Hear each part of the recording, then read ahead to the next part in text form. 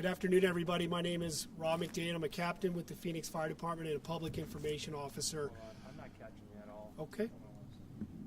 If anybody is live streaming, we're just working through some audio. If you want to bear with us. If you guys want to hand me a stick, I can hold on to it and pass it on if you would like. Yeah, I'll just do that. Okay. On the line. So it's Rob McDade, ROB, MCDADE, Public Information Officer with the Phoenix Fire Department. Can you turn off the other mic or no? I don't think it's getting anything. Okay. Give us a check one. Sure, check 1, 2. Very good. Punch. Okay. Good afternoon, everybody. My name is Rob McDade. I'm a captain with the Phoenix Fire Department and a public information officer. Just after 11 o'clock last night, the Phoenix Fire Department received multiple phone calls into our 911 dispatch center reporting a townhome with an intense amount of fire, smoke coming from that. We sent our normal dispatch of 2 engines and a ladder. They arrived on scene quickly. We had a fast, aggressive interior attack on the townhome that you see behind me. During that search, while we were knocking down the fire, we did find at first an adult male in his 40s, we believe. We brought him quickly out of the fire and initiated advanced life support right out in front on there, remembering that our firefighters are also paramedics at the time, so it was instant care on him. Firefighters continued that search throughout the townhome. As we were doing that quick search, knocking down the fire, we started to find multiple children throughout this premises. Some of them were in their bedrooms. One might have 2 of them in there. We started bringing them out of the fire at the same time as well. Again, initiated quick, immediate life-saving performance on them. Unfortunately, all 4 were respiratory arrest. They were quickly transported to the hospital while we were still knocking down the fire. These are tightly gathered together, so we had to make sure we extricated those individuals out of that fire, but at the same time, we did not want this fire to spread. Again, a large amount of smoke and fire inside of there. We did pronounce the adult male deceased at the scene after we went through all of our rounds of drugs that we would give him, life-saving cardiac drugs, and then we transported the 4. Again, we grieve with our community today that we've lost members of our community. I will let Phoenix PD speak directly as to the ages and who is pronounced deceased at this time. But I can tell you that our firefighters did everything they could. They made a valiant effort going in there with a tremendous amount of heat and fire to do a quick search. We always enter these residences, especially in the middle of the night, expecting to find victims in there. That's what we trained to do. We did find them. We did extricate them out. And again, unfortunately, the adult male was beyond resuscitative efforts, and then the 4 were transported at this time. Before I turn it over to PD, if anybody has any questions directly related to the fire. How difficult is it for firefighters responding to a call like that, pulling out children, trying to revive them? How tough is that emotionally for them and being in a situation like that? So the question was the difficulty of extracting, especially young children, and the emotional toll. Listen, our firefighters are fathers or mothers. These are, you can never quite train your folks to deal with the loss of youth, right? But again, this is what we train for. It's almost robotic to us when we go in there. I listened to some of the traffic, the radio traffic. It was clear, it was concise. We've got 1, now we have 2. Command be advised, we are now bringing out a 4th child. We immediately set up a treatment sector. I would like to say that we gave the 2 individuals, we gave all 4 of them a chance to survive. But again, we can't just turn it off, right? I like to say we do it robotic, but we're not robots, right? We are humans. We immediately intervened with our folks to make sure that we had crisis with them, but they stayed together as a crew, and sometimes that's the best we can do. But again, you know, we are focused on the family. We're focused on their extended family, the neighbors, and again, this is something that you know, is an unfortunate loss for our community. Do we know at this time how the fire started? Obviously, we see a dryer that's burnt out based on the traceable right now. Yep. So I can say that speaking with our fire investigative task force team. And again, PD is here with us and he can speak more directly to that. But there is no indication right now that would point us in the direction that this was purposely set. Now we're looking at what could have been an accidental start to this fire.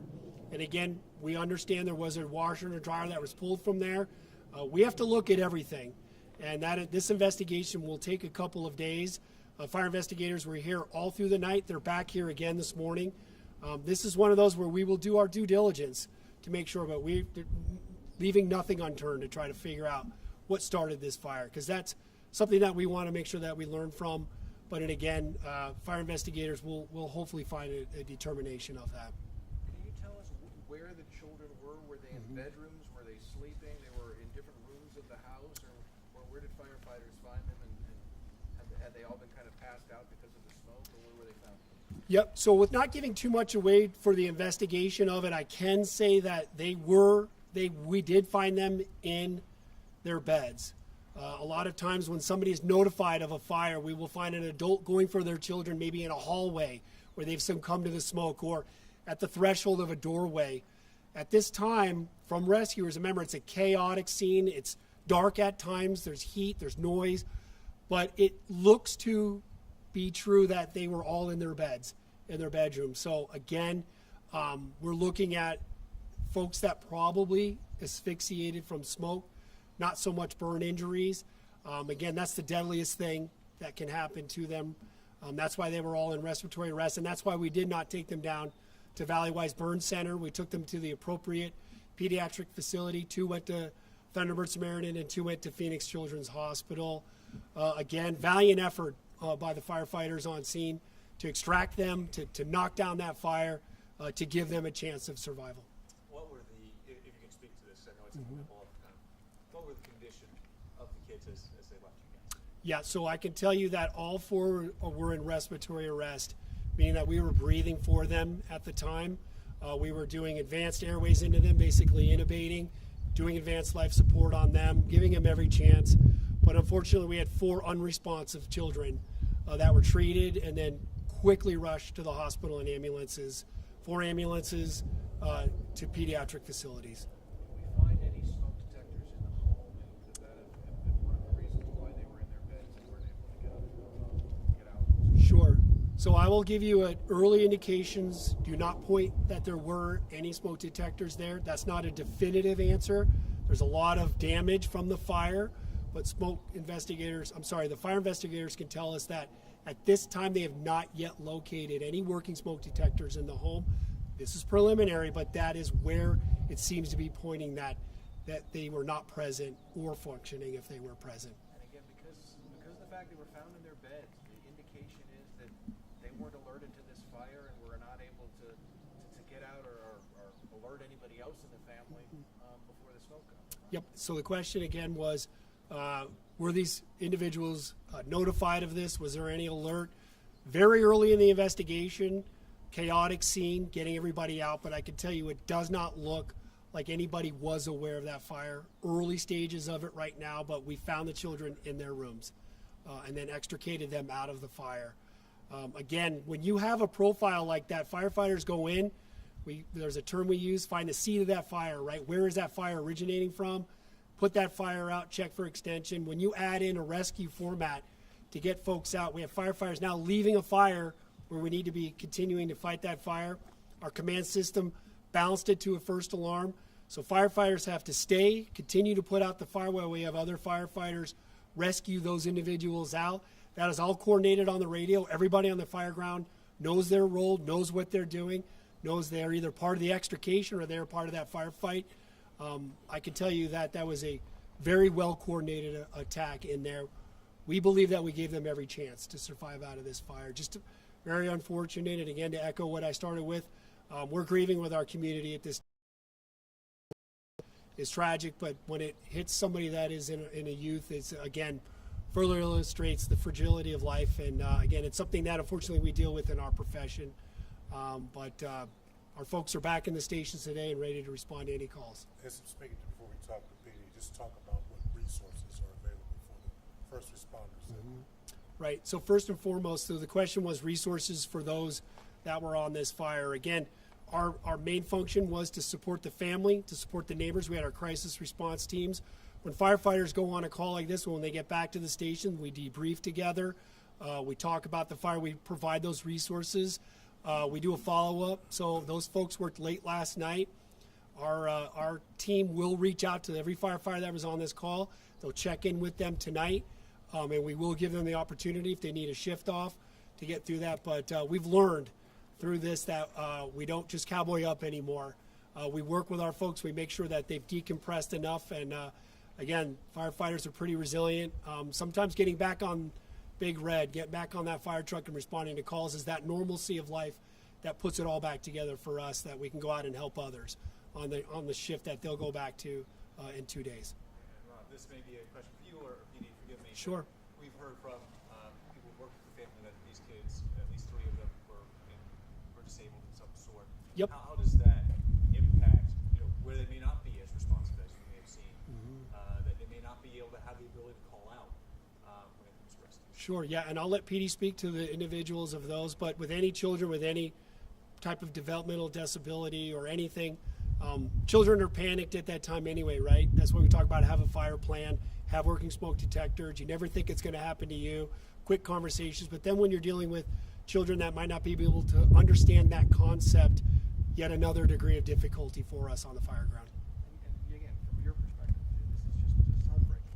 Yeah, it is. It's heartbreaking. We go to work every day because we want to save people.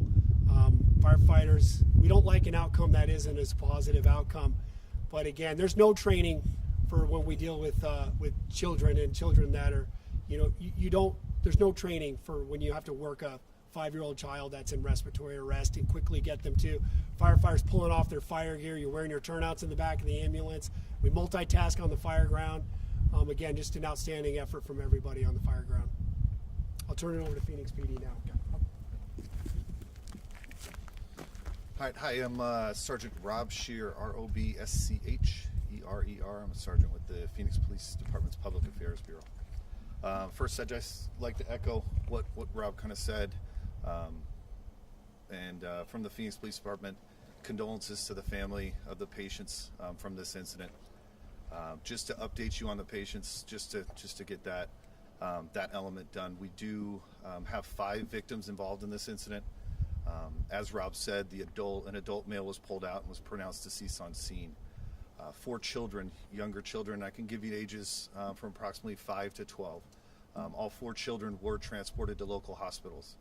2 of those children were pronounced deceased at the local hospital, and 2 children are still currently being treated at a local hospital in critical condition.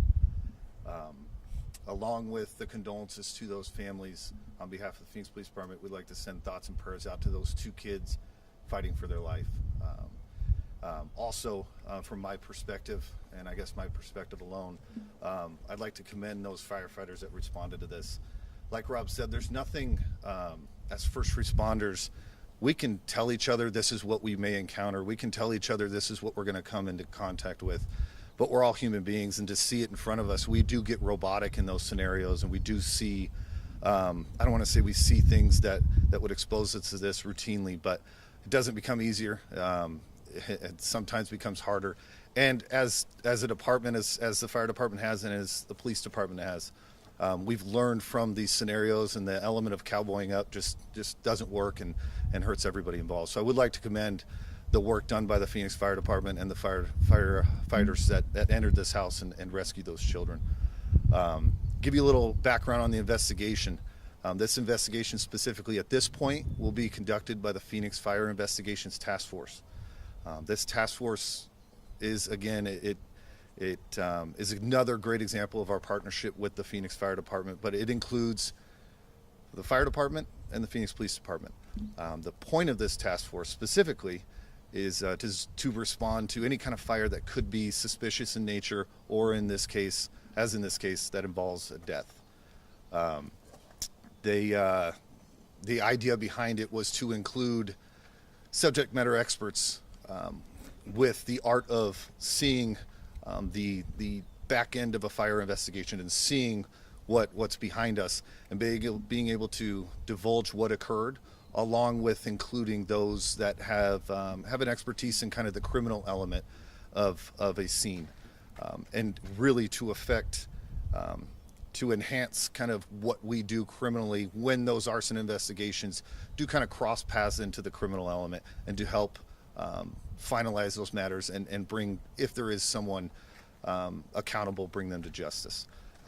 As Rob said, this at this point, there is nothing, at least that this preliminary investigation has, that says that this was a purposefully or this was set intentionally.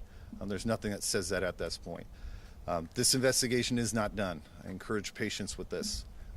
Anything that involves death, we're going to go slow and go and methodical. Specifically, that involves multiple deaths, and in this case, involves the death of a child, we're going to go probably even slower. Us as investigators, like I said, we're human beings. We want to know the what, why, when, and how right now also. Luckily, our experience, and these investigators, I assure you, are extremely experienced.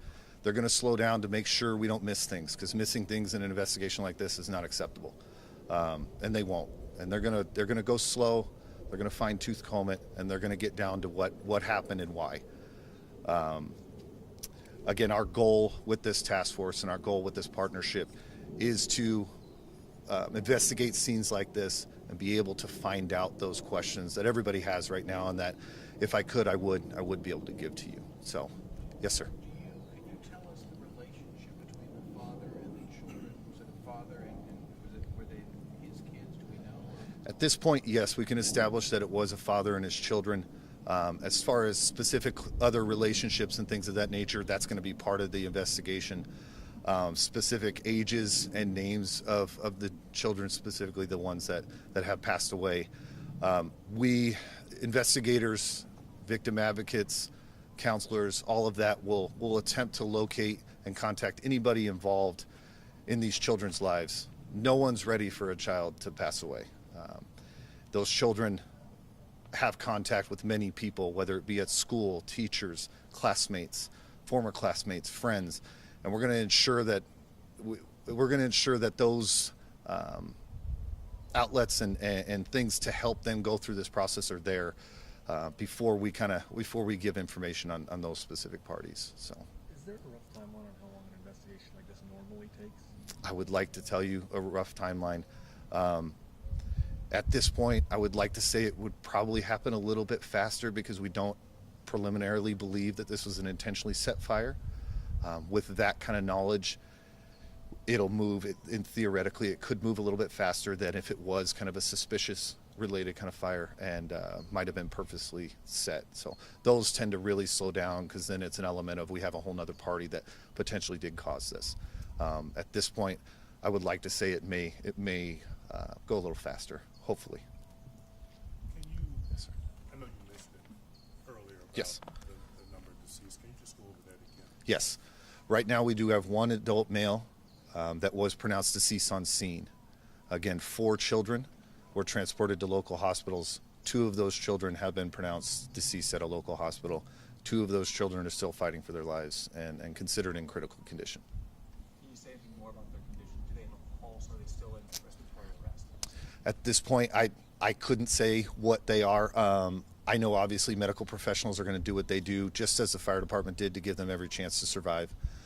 I don't have a specific update to what they're dealing with right now. Can you confirm anything about whether they had some physical disabilities? At this point, we're going to go through the investigation. I mean, we have 4 children that were transported to a hospital, 2 that are deceased.